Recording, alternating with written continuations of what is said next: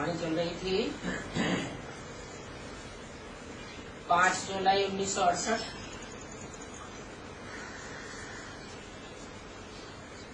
दूसरे पेज के अंत में अंतिम लाइन में बोला, अलफ तो है ही सभी का बाप,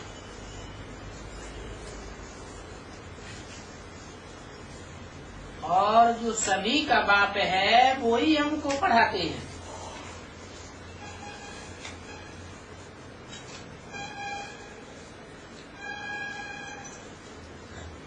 तीसरा पेज,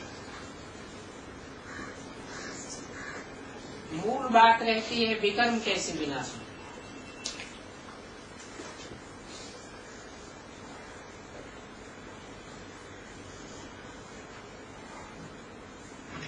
विकर्म विनाश के लिए ही आत्मा बुलाती है,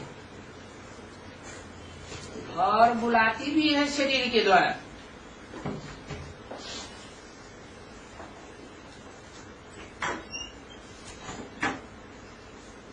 मनुष्यों को तो इन बातों का कुछ भी पता ही नहीं है।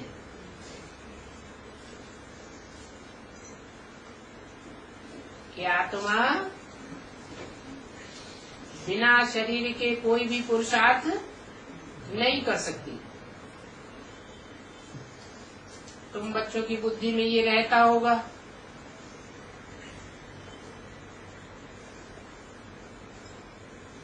बल तुम बच्चे कहाँ भी रहते हो, बुद्धि में रहता होगा बाबा अभी मुरली चलाए रहे होंगे, वो मुरली आवेगी।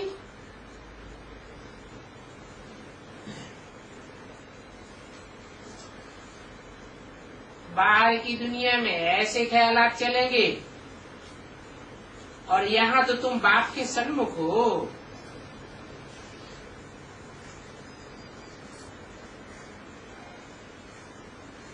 वहां तो तुम्हारे सन्मुख भाई बैठते हैं, आत्मा आत्मा भाई भाई।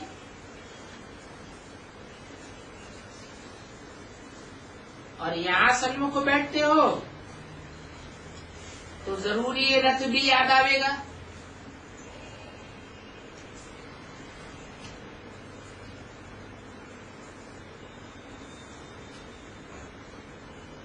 जानते हो इस रथ में बाबा है तो 2 आत्माएं हैं,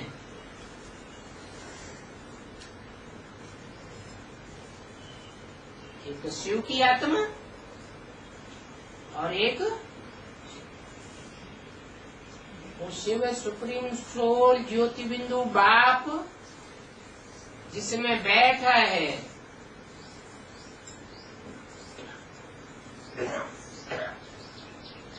जिसे बाबा कहा जाता है।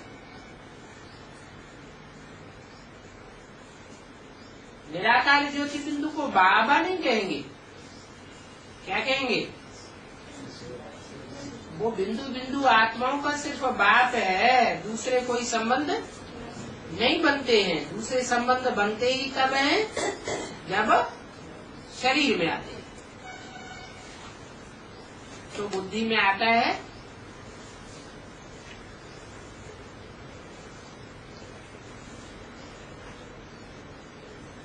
कि 2 आत्माएं हैं,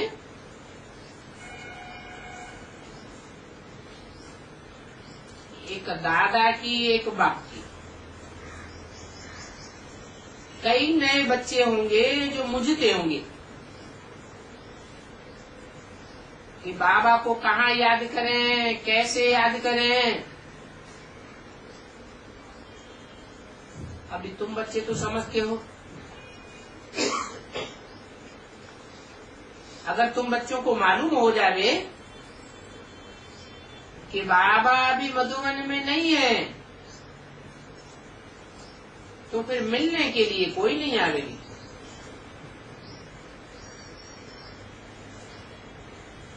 ऐसे ही संगठन क्लास करने के लिए आएंगे, लेकिन मिलने के लिए नहीं आवेगी। मानो कोई सुनेंगे बाबा बम्बई में है, तो वहां बम्बई में तो इतने बच्चे आ भी न सके।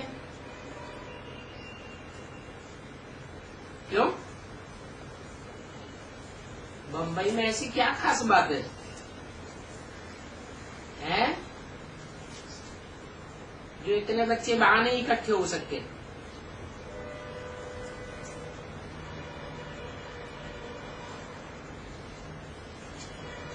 इस समय की वाणी है, 68 की वाणी है। इस समय मिनी मधुबन में वाणी नहीं चल रही थी। कहाँ चल रही थी? महामधुबन में। तो बम्बई में तो इतने बच्चे आ नहीं सकते, यहाँ तो मधुबन है। तो सभी सेंटर्स के वैरायटी बच्चे आते हैं।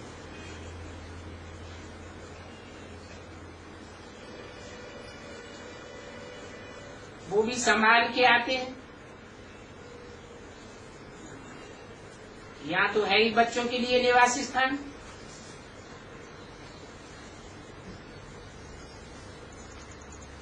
समझते हैं हम जाते हैं शिव बाबा के पास इस रथ के द्वारा मिलने के लिए। फिर भी पहले तो अपन को आत्मा समझना है।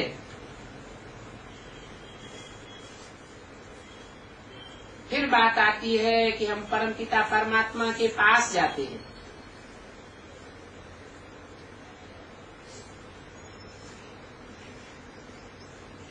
और वो परमपिता परमात्मा तो ऊपर में रहते हैं,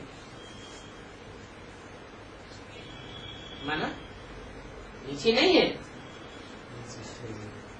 नीचे होते हुए भी मन बुद्धि की स्टेज से ऊपर में रहते हैं, वहां आत्माएं जा सकती हैं।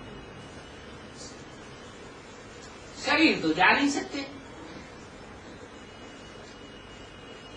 और ये परमपिता परमात्मा भी रथ बिगड़ तो बात कर न सके। परम धाम में रथ होते भी नहीं, तो वहां वाणी से परे का धाम कहा जाता है। बात तो कर नहीं सकते, रथ में ही आकर के समझाते हैं। इसलिए उनको नालिशुल कहा जाता है। इसलिए अगर आकर के समझावे नहीं तो फिर नालिशुल कैसे कहे जावे? एक्ट में आवे तब तो नालिशुल कहा जावे। मनुष्य तो समझते हैं कि वो ही सब कुछ देते हैं। किसको बच्चा होता है तो कहते भगवान ने दिया, धन मिलेगा तो वो भी कहेंगे खुदा की कृपा है। और तुम क्या कहेंगे? है? तुमको धन मिलेगा, बच्चे मिलने की तो बात ही नहीं। अलौकिक तो बच्चे तो मिल सकते हैं, तो तुम क्या कहेंगे? भगवान ने दिया या ड्रामा में नूद है? ड्रामा में नूद है। तो तुम कहेंगे ये सब ड्रामा प्लान अनुसार होता है। और ड्रामा की शूटिंग कौन करता है?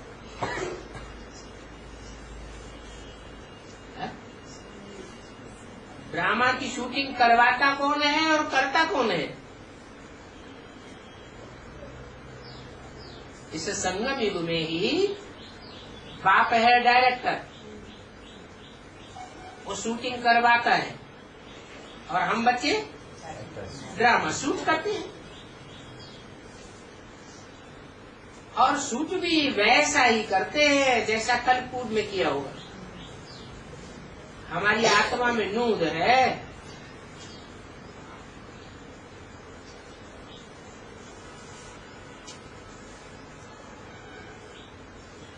और ये भी इस स्वर्ग किसको कहा जाता है, ये भी तुमको अभी पता पड़ा है। क्या पता पड़ा है? पहले नहीं स्वर्ग बोलते थे, पहले बोलते तो थे, कहते थे जो मरा वो स्वर्ग पधारा। तो समझते थे स्वर्ग कोई ऊपर में है। अब ऐसी तो कोई बात है नहीं।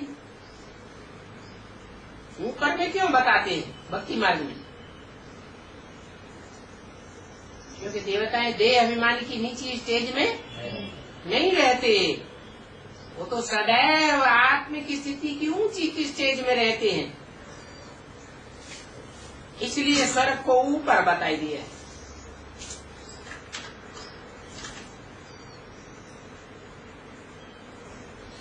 और मनुष्य तो समझते हैं बहुत दुनियाएं हैं, जितने सितारे हैं वो सब में दुनिया बसी हुई है। कितने गपोड़े मारते रहते हैं।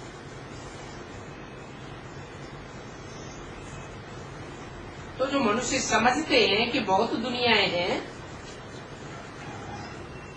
ये भी बात कहाँ से निकाली? अरे संकल्प में आता है, संकल्प का बीज पड़ा है, तो कहीं तो इस बात का फाउंडेशन पड़ा होगा।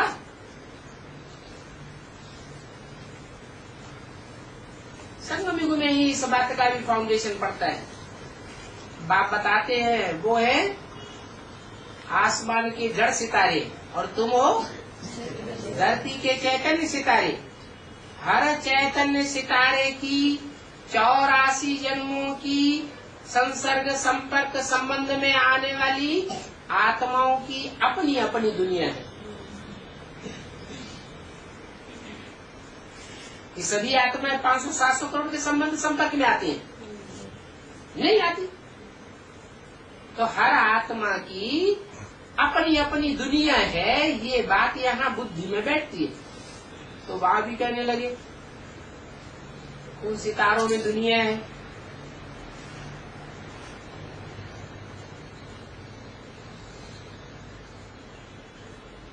एरोप्लेन से जाते रहते हैं कि वहां प्लेटफार्म बना देंगे, प्लाट खरीदेंगे। अब ऐसा तो कुछ होता नहीं। ये तो उनके गपोड़े हैं, और ऐसे भी नहीं लाखों वर्ष की ये दुनिया है। नहीं, लाखों वर्ष की दुनिया हो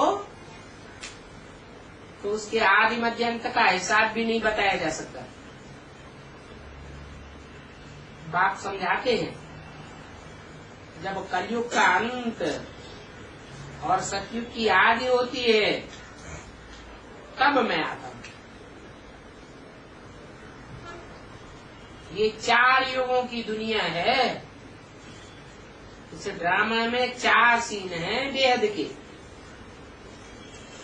तो बाप तो राइट बात ही बतलाते हैं, बाकी भक्ति मार्ग की बातें सभी झूठी है। मूल बात फिर भी बाप समझाते हैं, मन मना भव। गीता में भी मन मना भव आया हुआ है, परंतु वो आज तो कुछ भी समझते नहीं।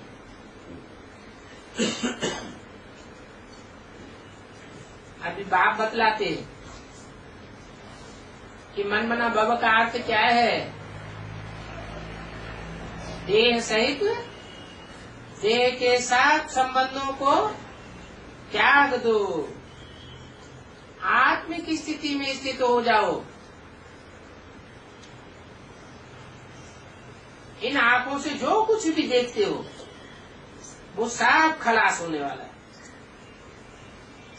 तो नाशवान में बुद्धि क्यों लगाए? और भगवान तो सभी बच्चों को कहेंगे ना क्योंकि ढेर के ढेर बच्चे, बेहद की पढ़ाई है,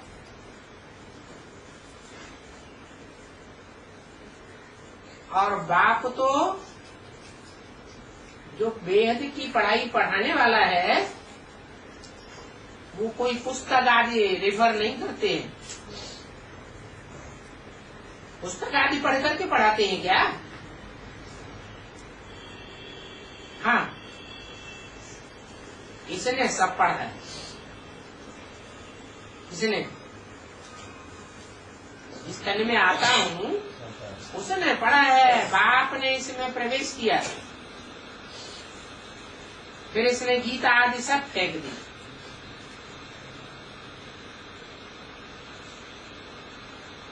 तो गुरुओं को भी छोड़ दिया। गुरु गोसाई आदि सभी एक धक्के से खत्म कर दिए। बाबा ने कहा ये सब गुरु गोसाई गीता आदि शास्त्र ये भक्ति मार्ग के हैं। ज्ञान मार्ग में कोई शास्त्र होता ही नहीं है। भक्ति मार्ग में अनेक गुरु होते हैं। भक्ति मार्ग में तो अनेक गुरु होते हैं, लेकिन ज्ञान मार्ग में एक गुरु होता है या अनेक गुरु होते हैं?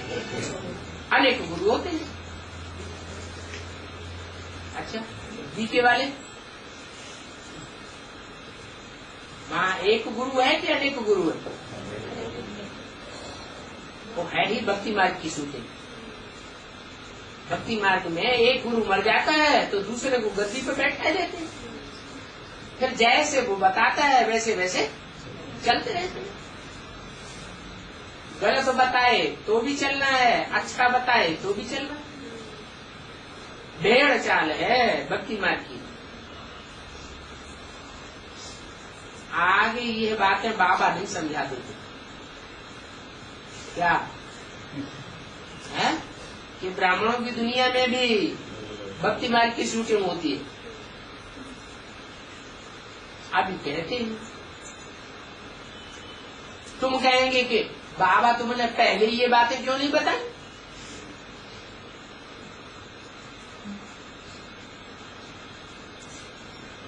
तो हम इतना पैसा खर्च ही नहीं करते। बाबा कहेंगे नहीं, ये सभी ड्रामा में लूट है। आगे चल करके तुमको और नई नई बातें सुनाते जाएंगे। अभी तो थोड़ी बातें बताई, तुम प्रैक्टिकल में भी उन बातों को देखते रहेंगे। ऐसे नहीं कि थ्योरी में सुनावेंगे और समझावेंगे बस हो गया, नहीं। उन बातों को प्रैक्टिकल जीवन में भी तुम देखेंगे। इन आंखों से तुम बच्चों को देखना। क्या मान लो विनाश की बात सुनाते हैं तो जो भक्त आत्माएं होंगी वो आखिरी दुनिया का विनाश इन आंखों से नहीं देख सकेंगी, और तुम बच्चे इन आंखों से सारी दुनिया का विनाश देखेंगे, और विनाश भी पुरानी दुनिया का, और स्थापना नई दुनिया की देखेंगे। नई दुनिया जहाँ देखेंगे वहाँ जय जयकार होगी, और पुरानी दुनिया में क्या होता रहेगा? हाहाकार होता रहेगा। ये सब बातें तुम प्रैक्टिकल में देखेंगे क्या? अच्छा, बाबा ने नई दुनिया और पुरानी दुनिया की बात सन 76 के लिए नहीं बोली थी? है? बोली थी या नहीं बोली थी? बोली थी। तो सन 76 में कोई हाहाकार और जय जयकार हुआ क्या? नहीं हुआ। सन 76 से ही ब्राह्मणों की दुनिया में विनाशकारी दुनिया ढेर की ढेर एक तरफ, और नई छोटी सी ब्राह्मणों की दुनिया दूसरी तरफ हो गई। छोटी सी दुनिया में जय जयकार, खुशियां ही खुशियां आने लगी। बाप का परिचय मिला, बाप को पहचाना और जय जयकार होने लगी। और पुरानी दुनिया वाले ब्राह्मण क्या करने लगे? वो हाहाकार करने लगे। हाँ, पहले हर काम सूक्ष्म में होता है, फिर बाद में स्थूल में भी होता है। बाकी हनुमान, सूंड वाला, गणेश, ये सब भक्ति मार्ग की बातें हैं। ये प्रैक्टिकल बातें नहीं है। तो कोई हनुमान होगा लंबी पूंछड़ी वाला, या कोई गणेश होगा लंबी सूंड वाला, नहीं। इन सब बातों में बुद्धि से टैली करना पड़ता है। गणेश जैसा पार्ट बजाने वाला होगा तो क्या उसको प्रैक्टिकल में सुन होगी? नहीं, उसकी नाक बड़ी लंबी होगी, सारा काम नाक से करने वाला होगा। सुनने की शक्ति बहुत तीखी होगी, और ज्ञान सुनने के कान भी बड़े बड़े कान होंगे। आंखों में मदमातापन भरा हुआ होगा। दे अभिमानी ही दे अभिमान। और माथा माने बुद्धि छोटी होगी या बड़ी होगी? छोटी होगी। हाथी का माथा छोटा होता है, हाथी का माथा बहुत चौड़ा, लंबा चौड़ा होता है। और देह भी लंबी चौड़ी दिखाते हैं। क्या मतलब हुआ? है देह भार बहुत भरा रहता है। तो ये सब भक्ति मार्ग की बातें हैं जो संगम युग में शूट होती रहती है। कितने ढेर के ढेर भक्ति मार्ग में चित्र बनाए। जो बनाने वाले हैं वो कहाँ बैठे होंगे? यही ब्राह्मणों की दुनिया, यही चित्र बनाने वाले भी हैं, और यहाँ उनकी पूजा करने वाले भी, गणेश हनुमान की पूजा करने वाले भी बैठे। बाप समझाते हैं भक्ति मार्ग में जो नौधा भक्ति करते हैं तो उनकी वह मनोकामनाएं भी अल्पकाल के लिए सिद्ध कर देते हैं।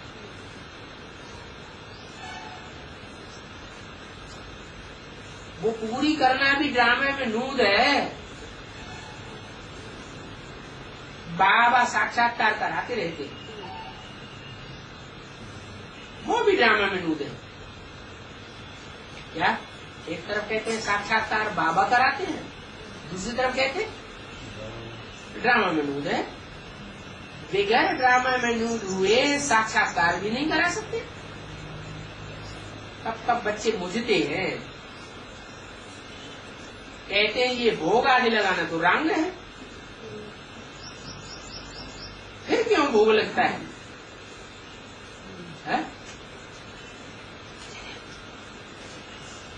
अरे ब्राह्मणों की दुनिया में भोग लगाते ही नहीं रहे, लगाते रहे या नहीं लगाते रहे?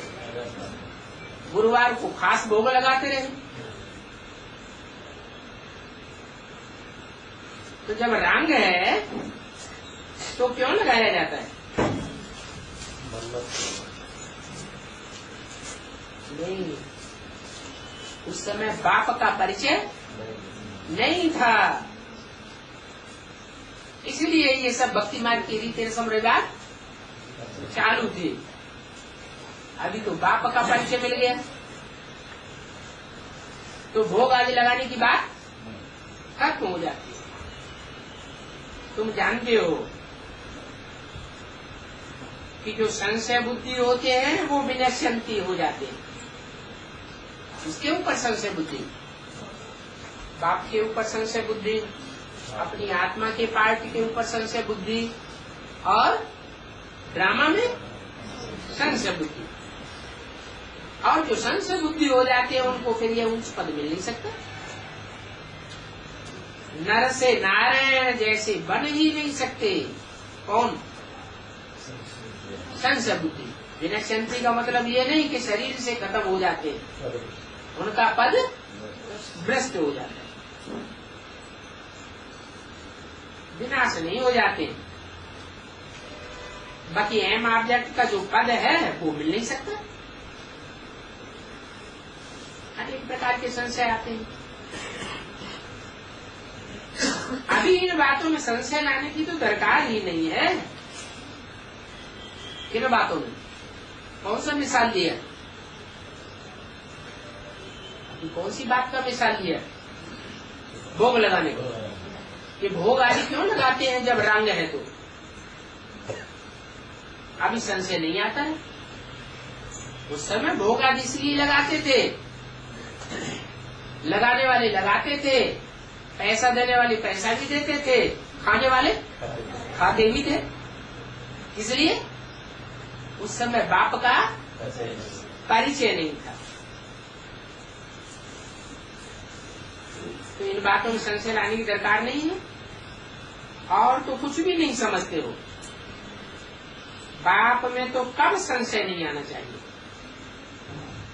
क्या ड्रामा में संशय आ जाए, आत्माओं के पाठ में भी संशय आ जाए, लेकिन बाप में तो कब संशय नहीं आना चाहिए?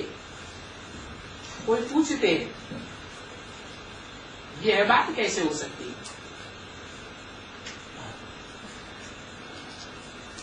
है? अरे भगवान वाचे है ना, मधुबन में डायरेक्ट बाप के आगे, बाप के पास आए हैं, उनके आगे भोग आदि लगाते हैं। उसमें संशय की तो बात ही नहीं।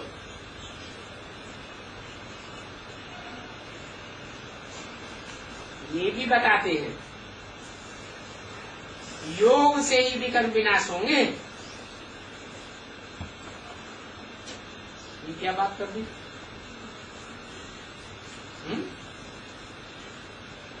मधुबन में डायरेक्ट बाप के आगे आते हैं, बाप के पास आए, उनके आगे भोग आदि लगाते हैं।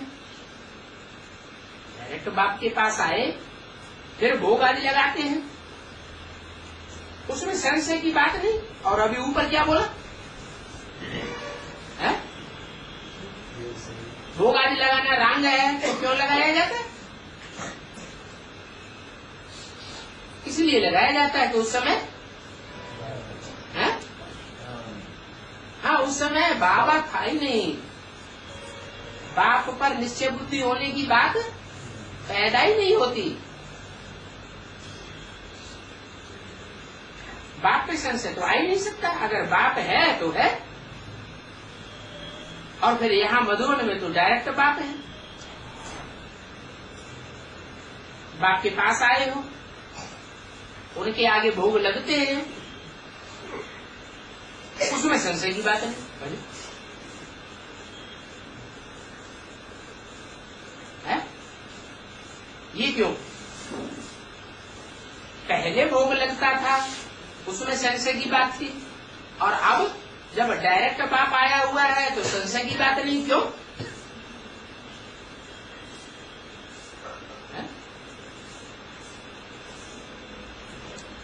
पहले क्यों संशय की बात नहीं थी? कि पहले क्यों संशय और अब संशय की बात क्यों है? नहीं, जिस बाप की हम बात करते हैं वो बाप साकार आया हुआ है या निराकार ज्योति बिंदु बाप आया हुआ है? साकार में तो आया हुआ है, लेकिन ओरिजिनल है क्या? वो जनमन के चक्र में आने वाला साकार है ओरिजिनली, या सदैव ही निराकारी स्टेज वाला है? सदैव ही निराकारी स्टेज वाला है। उस समय भोग लगाते थे, परंतु उस समय तो बाप प्रैक्टिकल में था ही नहीं, माँ थी। तो भोग लगाना डांग था, भक्ति मार्ग की बात हो गई। और इस समय डायरेक्ट बाप के रूप में आया हुआ है।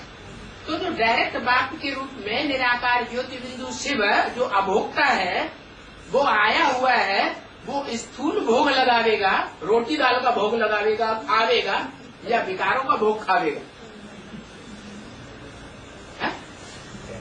कौन सा भोग लेने आता है? वो तो विकारों को अर्पण कराने आता है।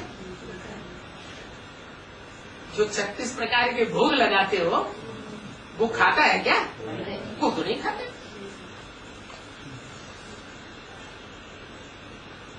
तो बाप के पास डायरेक्ट आए हो, उनके आगे भोग आदि लगते हैं, उसमें संशय की बात नहीं है। तो ये कौन से भोग की बात हुई?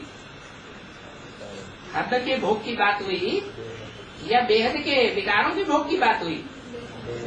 बेहद के विकारों की भोग की बात है।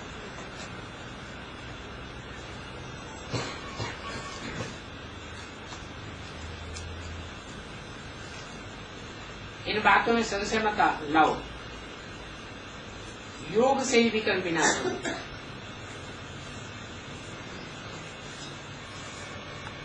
बाकी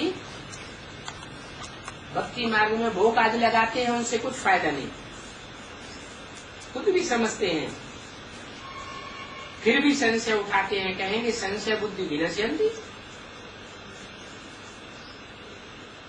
ऐसे संशय बुद्धि स्वर्ग में भल आवेंगे क्या? ऐसे नहीं, स्वर्ग में नहीं आवेंगे। स्वर्ग में भल आवेंगे परंतु ऊंच पद नहीं पावेंगे। पद का विनाश हो जाता है। तुम तो हाथ उठाते हो, बाबा हम नर से नारायण बनेंगे।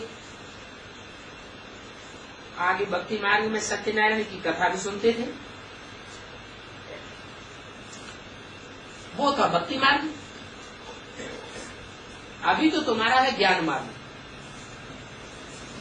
वहां कथा सुनते थे लेकिन नर से नारायण बनता कोई भी नहीं है। और यहाँ तो तुम सच्ची सच्ची कथा भी सुनते हो और सच्चम सच्च नर से नारायण जैसे बनते भी हो। वहां तो जो कथा सुनाते हैं वही झूठी सुनाते थे, तो बनने की बात ही नहीं।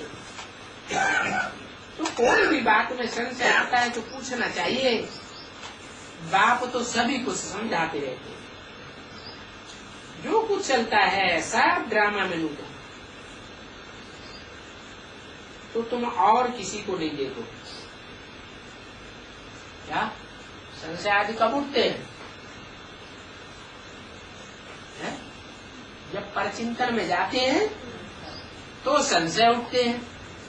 अगर हम औरों को देखना बंद कर दें, औरों के बारे में मनन चिंतन मंथन करना बंद कर दें, तो संशय भी उठना बंद हो जाएगा। तो किसी को मत देखो। सिर पर पापों का बोझा बहुत है, पहले वो बोझा तो अपना खलास करो। तुम बाप को याद करो तो तुम्हारे पाप का भस्म हो जाएगा। बाकी और बातों में जाएंगे तो संशय बुद्धि होकर के धक्के खाते रहे। भक्ति मार्ग में 63 जन्म धक्के खाए। एक गुरु किया, दूसरा गुरु किया, धक्के खाए ना। एक मंदिर में भटके, दूसरे मंदिर में भटके। एक जन्म में मंदिरों में जाते रहे, दूसरे जन्म में मस्जिद में गए, तीसरे जन्म में गुरुद्वारे में गए। कहाँ कहाँ आत्मा जन्म लेती रहती, भटकते रहे ना। यहाँ भी अगर और बातों में जाते रहेंगे, पर चिंतन में लगे रहेंगे, तो संशय बुद्धि होकर के यहाँ भी धक्के खाते रहे। धक्के खाने का मतलब क्या हुआ? बाप से छूट जाएंगे और दूसरे गुरुओं के साथ संबंध जुड़ जाए। 5 जुलाई 68 की वाणी का चौपटी। तो कुछ भी फायदा नहीं होगा, धक्के खाने से फायदा नहीं। फिर वो याद की यात्रा उड़ जाती है। अगर बाप को छोड़ा, संशय बुद्धि बने, दूसरी जगह गए, तो फिर याद की यात्रा हो नहीं सकेगी। तो बाप को कायदे से याद न करने से संशय बुद्धि होकर के भटकते हैं। कायदे से का मतलब क्या हुआ है? कायदे से याद करना क्या होता है और बेकायदे से याद करना क्या होता है? ब्रह्मा के तन में याद किया तो कायदे से याद किया या बेकायदे याद किया है? अरे बेकायदे क्यों? जैसे भी याद करेंगे वैसे भूत बनेंगे। ब्रह्मा भूत प्रेत बने तो हमको भी भूत प्रेत बनना पड़ेगा। उनका हाथ फेल हो गया, हाथ कमजोर हो गया तो हमारा भी हाथ कमजोर होता है। तो ये बेकायदे याद हो गई। अच्छा, ब्रह्मा की ये बात हो गई तो और ब्रह्मा कुमार कुमारियों को गुरु बनाकर याद करने की तो बात ही नहीं था। आज यहाँ एक बात करेंगे, यहाँ ज्ञान में आए, निश्चय बुद्धि बने तो यहाँ आकर के एक बात करेंगे, पर जब यहाँ से टूट जाएंगे तो वहां जाकर दूसरी बात करेंगे। उनका ज्ञान ही सारा बदल जाता है। जिस सर्विस बहुत कर लेते हैं सत्यानाश हो जाती है। क्या होती है सत्यानाश होना? मन जब झूठी बातें दूसरी जगह जाके सुनावेंगे तो सत्य का नाश किया या सत्य को आबाद किया? सत्य को नाश कर दिया। माना वो सत्य की सच्ची दुनिया में नहीं आवेगी। अभी अभी निश्चय बुद्धि, अभी अभी संशय में आया। भक्ति वाले मनुष्य बहुत खटकाते हैं। क्या भक्ति वाले कौन है? ज्ञान वाले कौन है? पता कैसे चले? मुख्य पॉइंट कौन सा जिससे ये पता चले कि ये भक्ति वाला है, ये ज्ञान वाला है?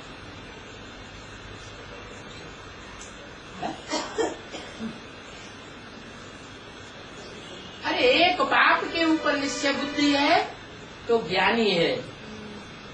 बाप को पहचाना ना, पहचान मिली, समझ मिली तो ज्ञानी है। और बाप को भूल गया तो भटकने वाला बुद्धि, भक्ति मार्ग की बुद्धि वाला। भक्ति मार्ग में सर्वव्यापी का ज्ञान होता है या एक व्यापी का होता है? तो फिर वो सर्वव्यापी का ज्ञान चल पड़ता है। फिर कहेंगे भगवान थोड़े इस दुनिया में आ सकता है।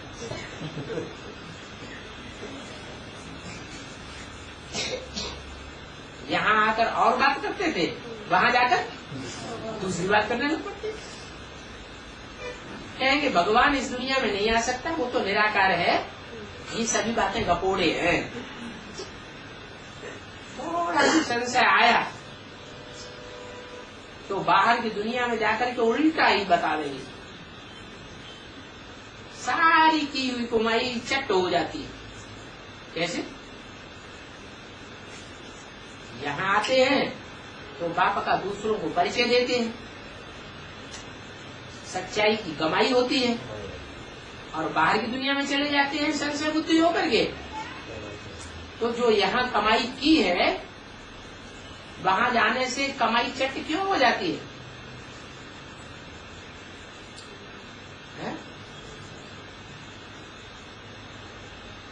कारण तो कुछ होगा। अरे क्या कारण होगा?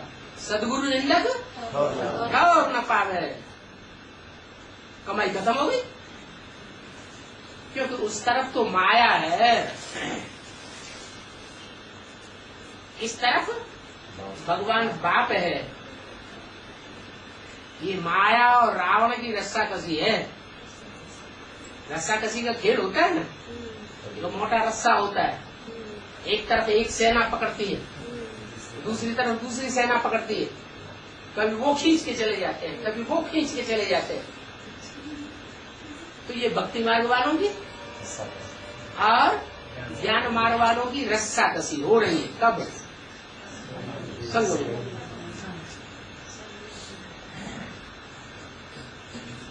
तो देखो माया डिसर्विस बहुत कराती है। एकदम थप्पड़ लगाई देती है जोर से। जोर से थप्पड़ किसी को लगे तो मोड़ा इधर घूमेगा कि इधर, जिधर थप्पड़ लगेगा उधर मोड़ा घूम जावे। तो जोर से थप्पड़ लगाती है और राम से विमुख करके मुख रावण की तरफ मोड़ देती है। ऐसे ऐसे बहुत आते हैं। फिर आकर के देखो क्या क्या, जब चले जाते हैं तो क्या क्या करते रहते हैं। कोई तो अच्छी रीति समझते हैं बरोबर, ये तो बाप ही हमको पढ़ाई पढ़ाए रहे। फिर कोई का संशय टूट जाता है। संशय टूट जाता है तो और ही सत्यानाश हो जाता है। ये और ही क्यों कहा?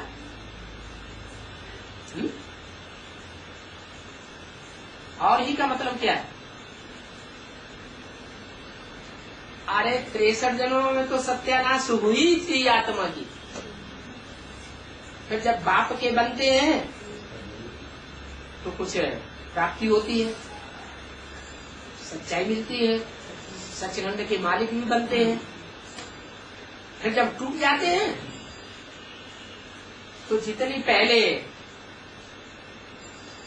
सत्य की तरफदारी की थी उतनी ही सत्य का विरोध करते हैं।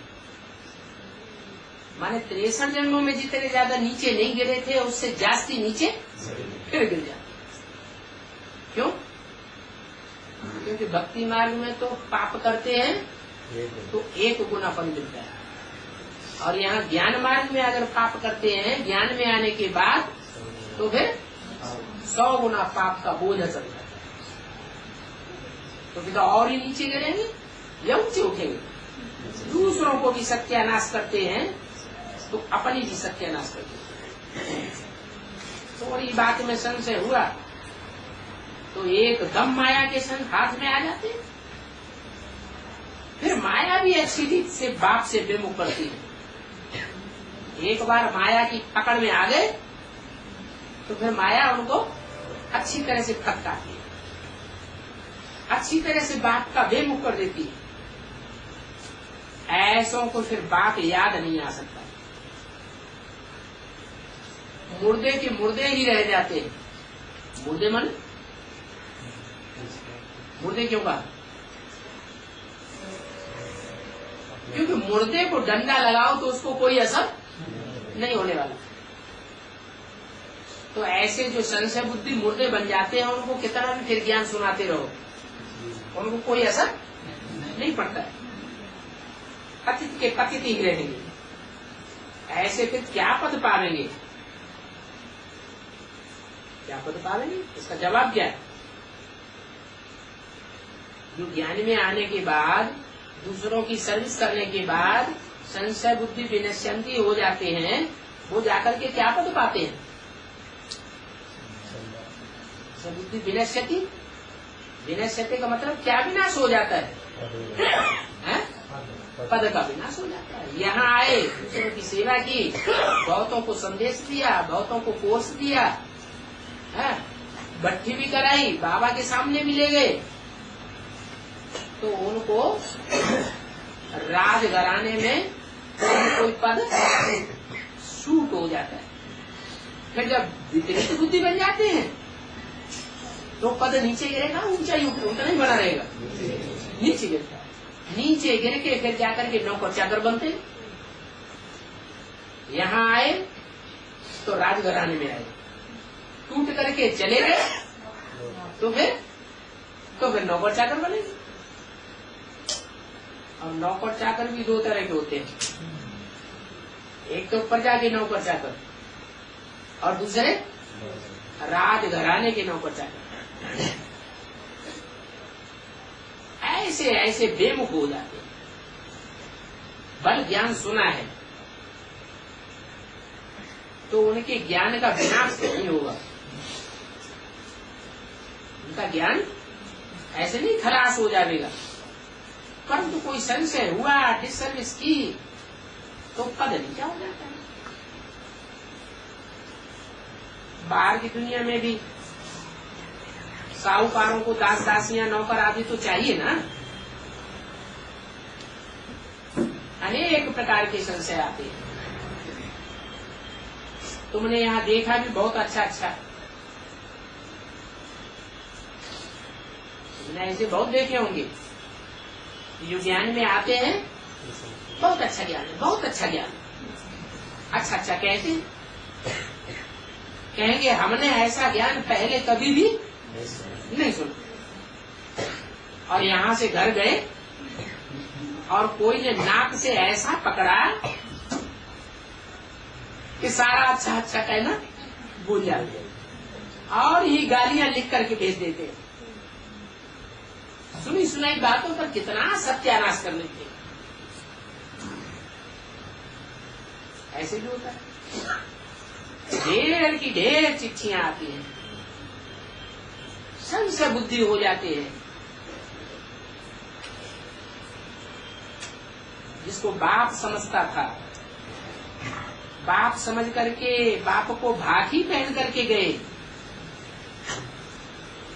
ऐसे फिर जाकर के माया की चपेट में आने के कारण गालियां लिख लिख करके भेजते।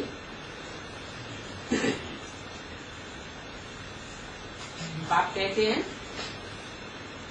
दास दासियां नौकर चाकर जाकर के बनेंगे, नहीं तो कहाँ से आवेंगे। इसलिए गायन है संशय बुद्धि विनश्यति,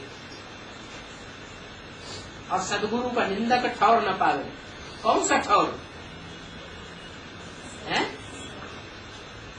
अरे भक्ति मार्ग में तो वो गुरु लोग धमकाते रहते हैं शिष्यों को, ये सदगुरु को तुमने निंदा अगर कराई तो तुमको ठौर नहीं मिलेगा। अरे तुम तो अपना घरघाट वैसे ही छोड़ करके बैठे हैं।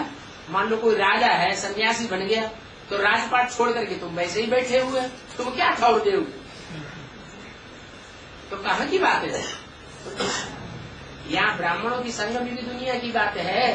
बाप के बनते हैं और बन करके फिर टूट जाते हैं, अनिश्चय बुद्धि हो जाते हैं, तो उनको ऐसे संशय बुद्धि बनने वालों को फिर राजघराने में जन्म जन्मांतर कहीं भी ठौर नहीं मिलता है। राजघराने में ऊंच पद नहीं पावेंगे, कहाँ जाएंगे? नौकर चाकर जाकर बनेंगे, कोई चंडाल बनेंगे।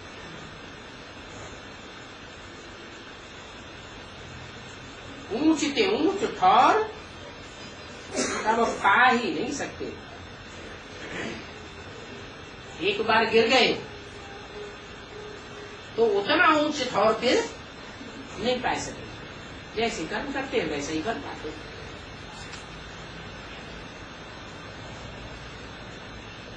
कोई के यहाँ गए,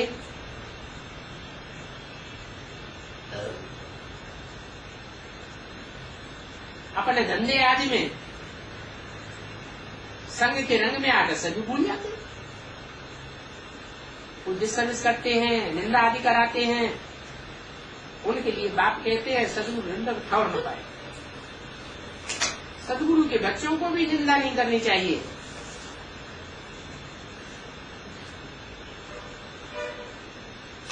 निंदा करके माया के मित्र बन जाते। बाप तो हर एक बात समझाते हैं कि याद भी कैसे करना चाहिए। ऐसी जो संशय बुद्धि हो, डिसर्विस करते हैं, उनको अगर आने न दो, क्या कोई संशय बुद्धि हो गया जाकर के डिसर्विस करता है और फिर उसको क्लास में आने के लिए मना कर दो, तो क्या करेंगे?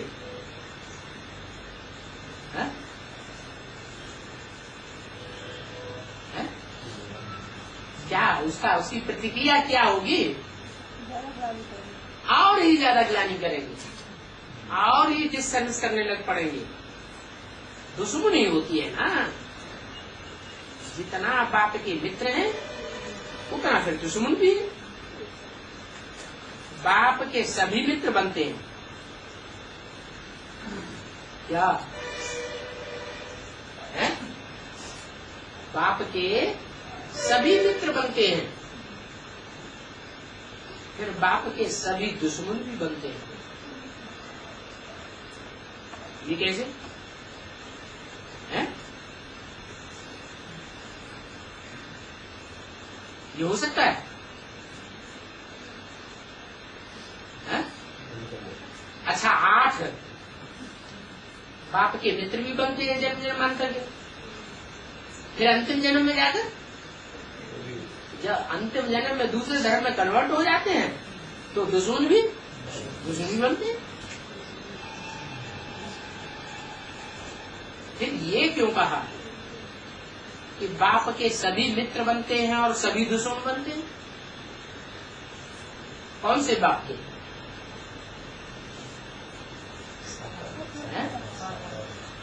हाँ, ऐसे नहीं। ज्योति बिंदु बाप के सभी दुश्मन और मित्र बनते हैं, उसके तो दुश्मन और मित्र बनने की बात ही नहीं।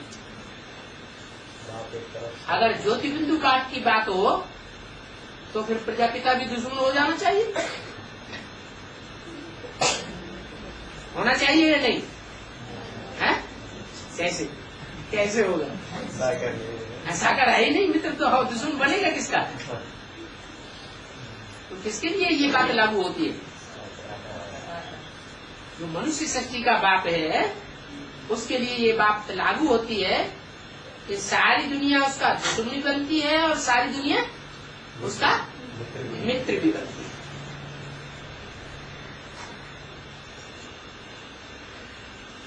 दुश्मन बनते हैं तो फिर क्या गालियां देने लग पड़ती है, कह देते हैं ठिक्कर भिक्कर में भगवान है। भगवान इस सृष्टि पर कभी आता ही नहीं, तो दुश्मन कह रहे ना, बाप को ही उड़ाई देते हैं। फिर बाप आकर उन्हों की सर्विस करते हैं। दूसरी तरफ फिर कहते हैं ठिक्कर भिक्कर में, कुत्ते बिल्ले में, सभी में अल्लाह है। एक तरफ अल्लाह को याद भी करते हैं।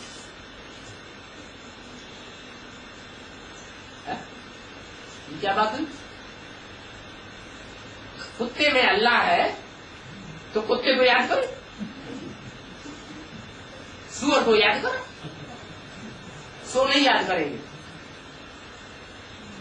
पागल बन जाते हैं। ऐसे बहुत हैं। बाबा को भाकी पहनकर फिर कहेंगे यहाँ आएंगे तो बड़े प्यार से बाबा की भाकी पहनेंगे, देखने वाले समझेंगे बड़ा प्यार है बाबा के साथ, है? भाकी पहनेंगे, फिर बाहर जाके दूसरों से कहेंगे देखो इसका भगवान भाकी पहनता है, कन्या माताओं को भी भाकी पहनता है। ऐसे जाके डिस्टर्ब करते हैं। बहुत समाचार आते हैं, ऐसे ऐसे कहते रहते हैं। अरे तुम क्या समझ करके बाकी पहनी? वंडरफुल समाचार आते हैं। माया कितनी दुष्ट है। बाप कहते हैं तुम बड़े दुष्ट हो। कौन बड़ी दुस्तर कौन है? तर, दुस्तर, दो माने कठिनाई से, तर माने पार कर रही होगी।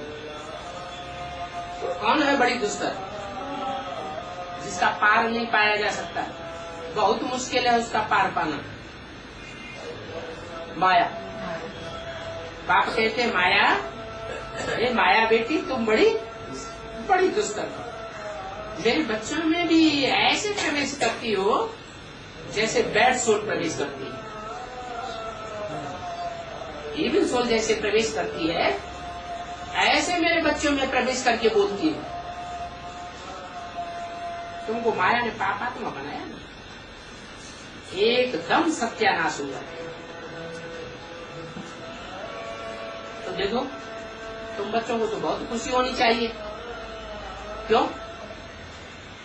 माया सत्यानाश करती है पद नीचा कर देती है, तो तुम बच्चों को खुशी क्यों होना चाहिए? है? बाबा ने बोला है? जोर से बोलो। है? है? क्या कह रहे हैं? बाबा मिल गया इसलिए खुशी होनी चाहिए। इनको बाबा नहीं मिला इसलिए खुश होना चाहिए कि हमको बाबा मिल गया। अगर इनको बाबा मिला और मिल करके भी छोड़ के चले गए तो हमें खुशी होना चाहिए। माने सब छोड़ के चले जाएंगे तो हम बहुत खुशी होंगे। ऐसे है?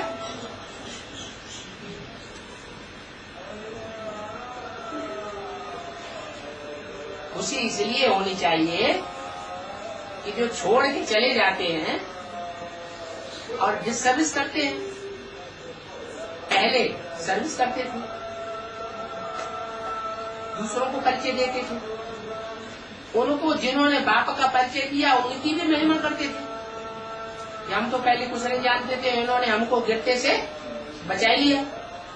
फिर जब छोड़ के चले जाते हैं तो तुमको इसलिए खुशी होती है कि वहां नई दुनिया में हमको दास दासियां भी तो चाहिए, वो कहाँ से आएंगे?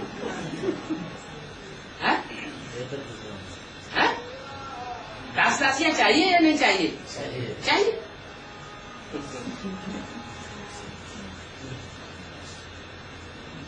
तो ऐसे वह पद जाकर के पाते हैं बाप से, या तो इतना ऊंच पद पाते हैं या एकदम नीच पद पा लेते हैं। तो देखो तुमको तो वहां लेटरिन आज सफाई करने वाले भी चाहिए ना? क्यों? ये खुशी होनी चाहिए। ये टूट गए तो हमारी सफाई आदि करेंगे। राजाई में तो सभी चाहिए, क्या हर तरह के चाहिए। बस बाप के बच्चे बनते हैं, बाप के बच्चे बनते हैं, साथ में भी रहते हैं। तो जो बाप के बच्चे साथ में रहते हैं तो क्या सब ऊंच पद पालेंगे?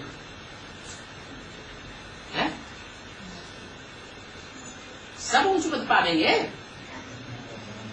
बाप के साथ रहने वाले, बाप से पढ़ाई पढ़ने वाले, बाप से समझने वाले, बाप के टीचर, प्रैक्टिकल टीचर के बच्चे बनने वाले प्रैक्टिकल में बहुत होंगे। कितने होंगे?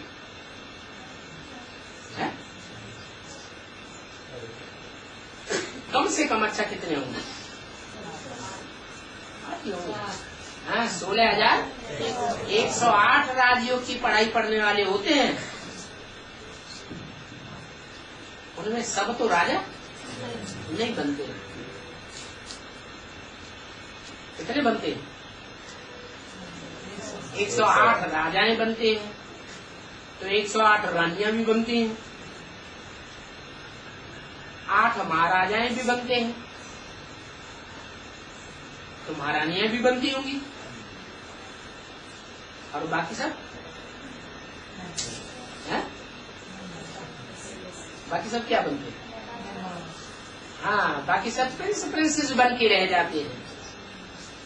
बाकी कोई जन्म जन्मांतर प्रिंस प्रिंसेस बनते हैं और कोई आखिरी जन्म में सिर्फ एक बार प्रिंस बन के रह जाते हैं। बाकी पहले के जन्म में दास दासी बनते रहते हैं। तो साथ में रहने वाले, दास दासियां संभालने वाले सब तरह के चाहिए ना, क्योंकि ज्ञान तो पूरा उठाते नहीं है। दास दासियां संभालने वाले, ये नीच पद पाने वाले कौन बनते हैं? जो पूरा ज्ञान नहीं उठाते हैं। अभी तुम तो सन्मुख सुन रहे हो, दूसरे भी फिर मुरली सुनेंगे, यहाँ आते भी है, अन्य प्रकार के बच्चे होते हैं। कोई तो ऐसे असुर हैं जो यहाँ आकर के अमृत पी करके फिर बाहर जाकर के बहुत तंग करते हैं। अमृत पीने के बाद भी फिर बाप को, बाप के परिवार को, बाप के बच्चों को बहुत तंग करने लग पड़ते हैं। ऐसे भी होता है। फिर कोई तो छोड़ के ही चले जाते हैं। बस कोई निंदा आदि नहीं करते। तो भिन्न भिन्न प्रकार के होते हैं। हाँ, जो यहाँ आकर के संदेश लेंगे वो स्वर्ग में तो जरूर जाएंगे, प्रजापति में आ जाएंगे। सदगुरु की व उनके बच्चों की निंदा कराने वाले उनसे ठोर पाए नहीं सकते। सुनते भी रहते हैं, बाहर में जाते हैं तो माया भी देखती है। ये कच्चा है तो उन कच्चों से उल्टा काम करा देती है। बाहर गए और लगा माया का थप्पड़, फिर दर दर ग्लानि करने लग पड़ती है। तो ऐसे दर दर ग्लानि करने वाले भी स्वर्ग में आ जाएंगे। क्या मिसाल दो, एडवांस पार्टी में कोई ऐसे हुए?